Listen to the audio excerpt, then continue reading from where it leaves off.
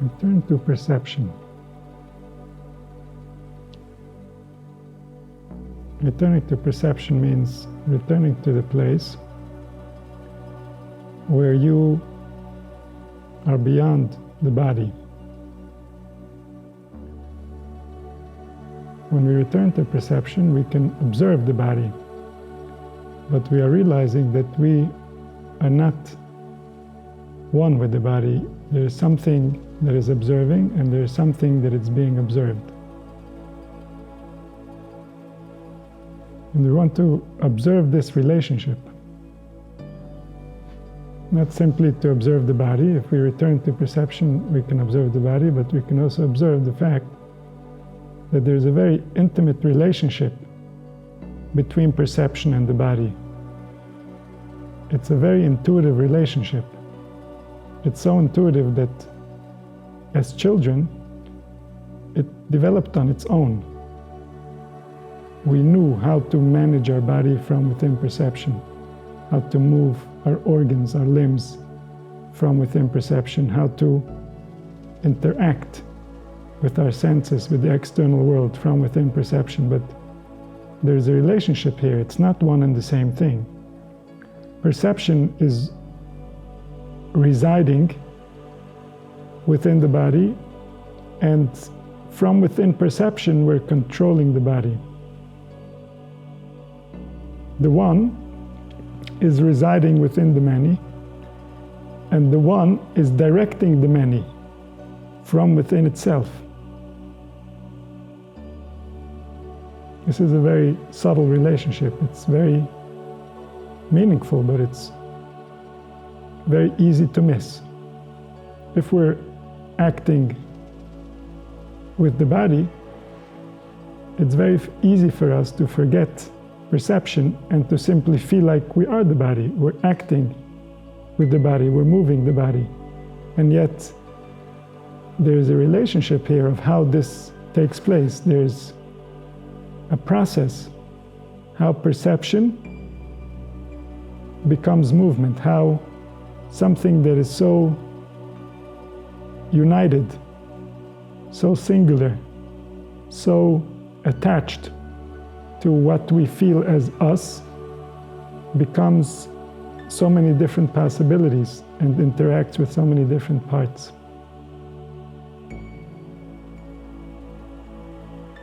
From within perception, when we want to move a limb, we imagine it, we become aware of it, we somehow go there within perception. Perception is still united, it's still one. And yet we go to our fingers and we move our finger from within this united field that has no distinctions, has no limitations within the body. We can't say that perception resides in our fingers or that it resides even in our heart or our brain. It resides in all of our body. We're perceiving the body. Everywhere the blood has access to, everywhere the nervous system is active, we are perceiving all at once from the core of perception, from where we are perceiving.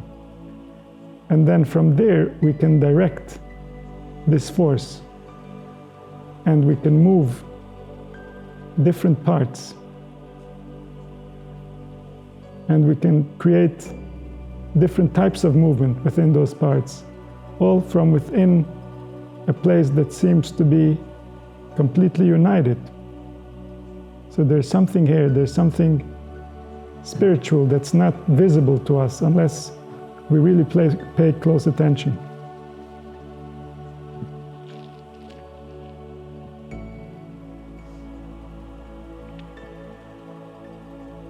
The more we're active within the body, the more we're using the body, the less we can perceive this distinction, the less we can realize this movement, the less we can identify as perception itself. And yet we are the one, we're not the many. There's only one of us. And that one is somehow intimately related to the many. It's so intimate that it can be the many, feel like the many, move the many.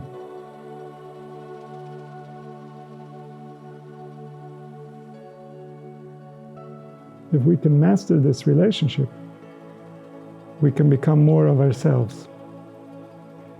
If we don't recognize this relationship, then the body is in charge of perception. The body sends signals, and perception responds to those signals. If we realize this relationship, if we become aware of the subtle movement of perception as it interacts with the body, we can also direct perception. We can direct the body, we can direct the organs.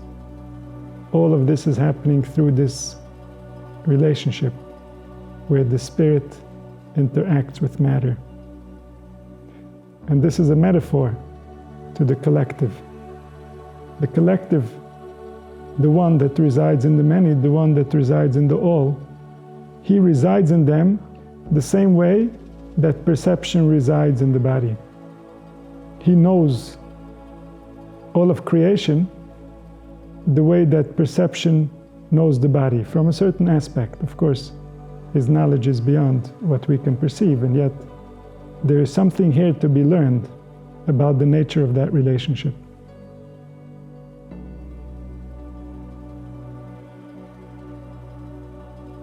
The movement happens through the nervous system. The instructions go through the central pathway where all instruction and all feedback are coming through, and that's the spine. The spine runs all the nerves from the head of the nervous system, which is the brain, to all the individual organs, and the messages go back and forth on this superhighway where everything comes together in order to report to the brain and receive further instruction.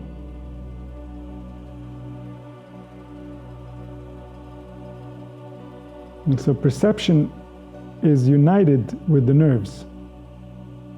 Perception perceives the blood. Perception knows the biological tissue. This relationship is at the essence of creation. This relationship is related to how the one rides on the many, how the one who always was and always will be somehow dwells within all the parts that have come forth from within his singularity, from within the unity.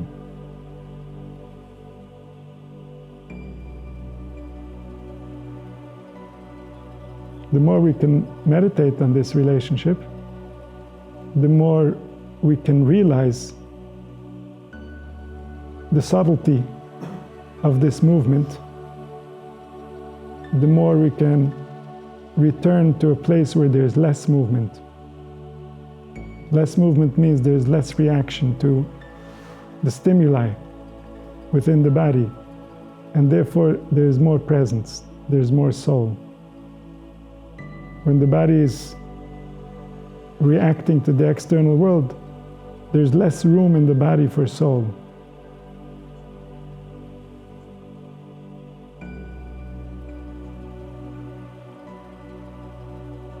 When there's more soul, there's deeper perception.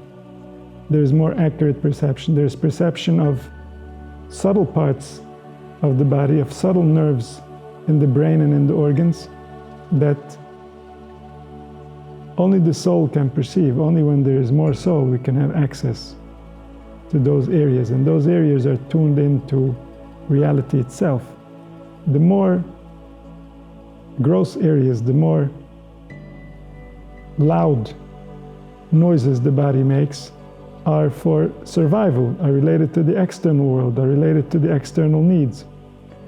And the more subtle sounds are related to the eternal truth, are related to the nature of spirit, are related to the reactions of the soul, to what's taking place in the internal being, the being that is a vessel to the one.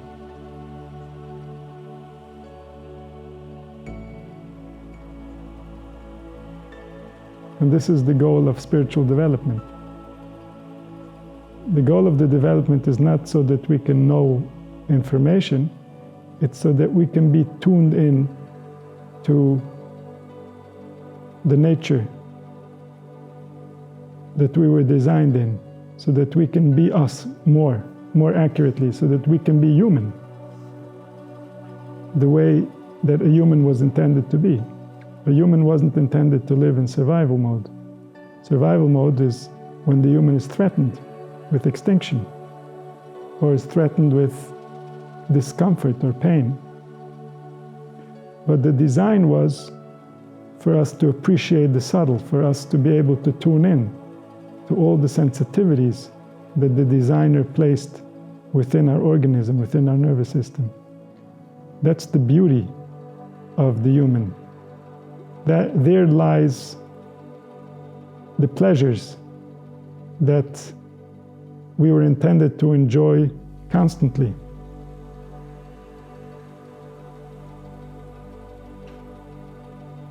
As soon as we left the Garden of Eden, we lost access to some of those areas.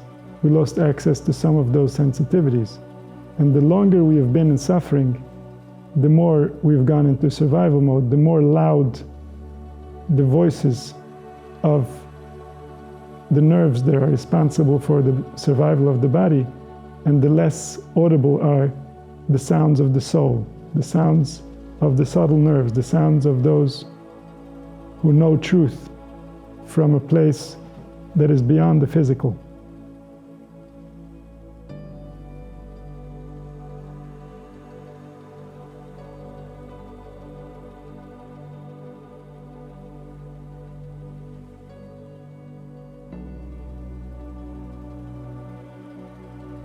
Perception is the ladder. Perception starts at the source, and perception gets dressed up through all the lenses of all the levels until we get to the lowest level, which is not just the body, but the survival instinct within the body. So if one's physical existence is being threatened, then it drowns out all the signals and the messages of the more subtle levels, and now this comes to the forefront of perception. And perception cannot tune in to the higher levels that are higher on the ladder that leads to the source, to the unity. The prophets were able to gain access to levels of ecstasy and bliss where all their survival instincts were turned off and the soul could reveal itself. The higher levels of perception could be accessed. What's blocking us from entering prophecy, from entering the deeper truth, is the signals of the body that are covering perception in things that are concerned with survival and avoidance of pain.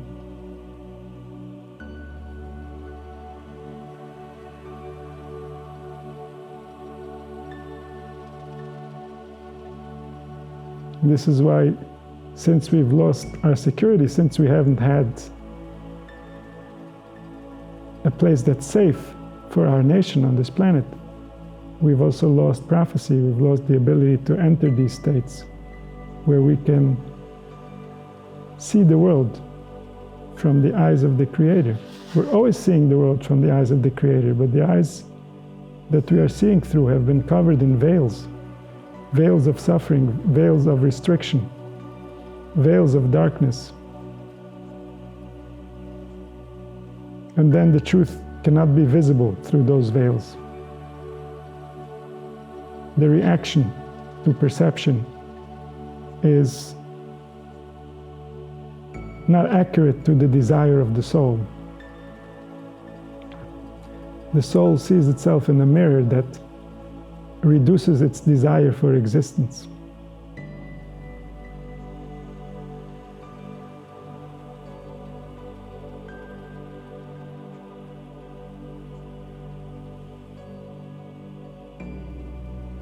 And this desire is the essence of life. Because we are divine beings, our desire is the driver of what actually takes place. Our way of seeing, the veils that are covering our eyes, result in realities that we experience, in behaviors, in beliefs, in emotions, in physical conditions, conflictions. All of it is based on perception. All of it starts in perception.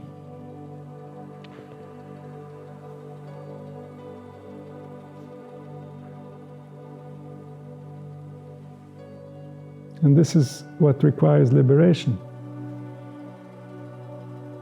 This is what we are looking forward to, is the day that the veils will be removed from our eyes and our soul will see itself as it appears in the eyes of the Source, and then it will rejoice for eternity.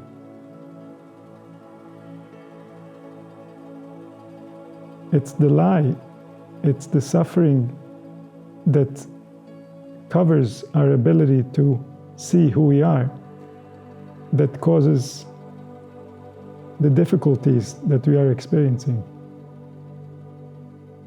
And when that lie is removed, when the truth can shine through, then there will no longer be suffering, there will no longer be any room for evil, there will no longer be any type of desire that separates us from the source of life, any type of desire that reduces our desire for life, any type of attachment that detaches us from the source, from the one who is seeing through all eyes, from the one who is thinking through all brains, from the one who is feeling through all hearts.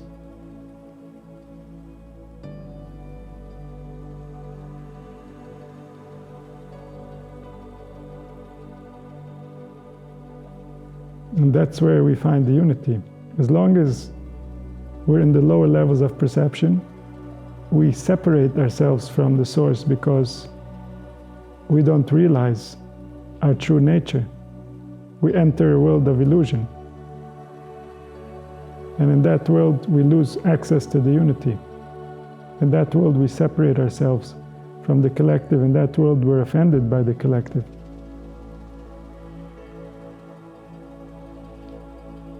And when those veils get removed, when those illusions can no longer cover our vision, then we get redeemed, our soul gets redeemed.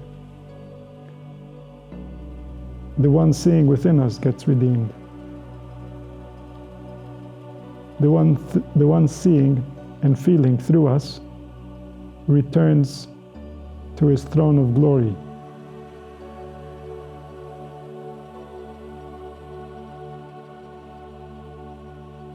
This is the nature of exile, and this is the nature of redemption.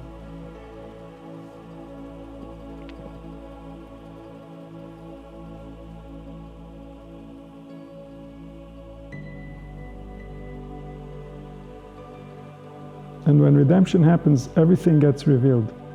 When there's darkness, we need to have instruction for how to use our organism, for which organs to listen to, for how to interact with life so that we don't cause more damage. This is because there is darkness. This is because we're in survival mode. But when there is light, when there is awareness, when there is a revelation of Source, we need no instruction. Every organ knows its place. Everything within the organism cooperates because this is the original design. This is the way that we were meant to be. This is the way that we were before we lost our minds. And so then we don't need any instruction, we don't need any boundaries, we don't need anything that constricts the organs, because the organs themselves are programmed by the same one who designed the universe. Everything is in perfect place, everything is doing the will of the one, just like the heavens, just like the stars, just like the planets that rotate, everything in perfect order. So too the human organs, everything in perfect order. It's only the darkness that causes them to respond to the illusions that results in chaotic behavior. And then there needs to be guidelines and boundaries so that we don't cause more harm to the organism, so that we allow for it to return to its original state, so that we don't cause ourselves and each other to go deeper into survival mode and to forget our real nature, to lose our way back to the subtle truth that is singing from within us.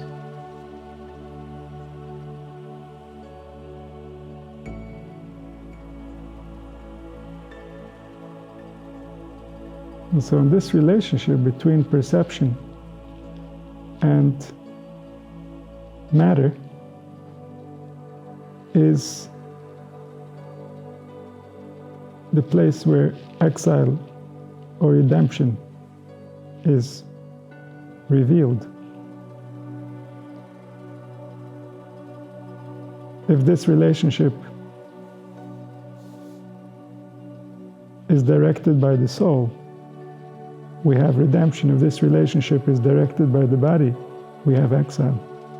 Not because the body is the enemy, but because the body is holding all our traumas. The body is responding to survival mode. The body is storing all the offended emotions from the past.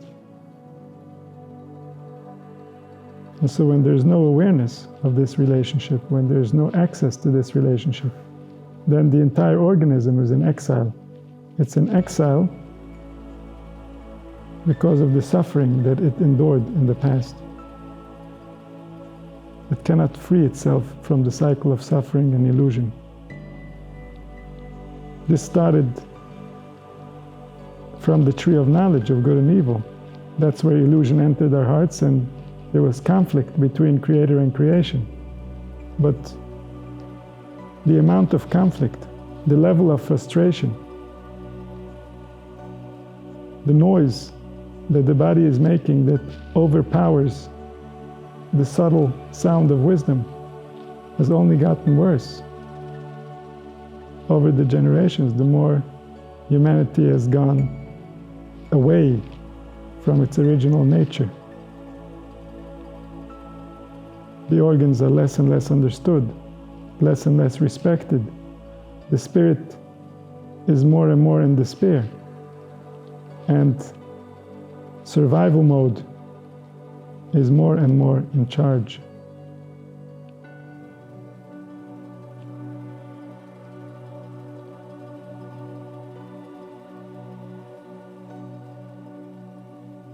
When we will awaken, when the soul will awaken, perception will be liberated.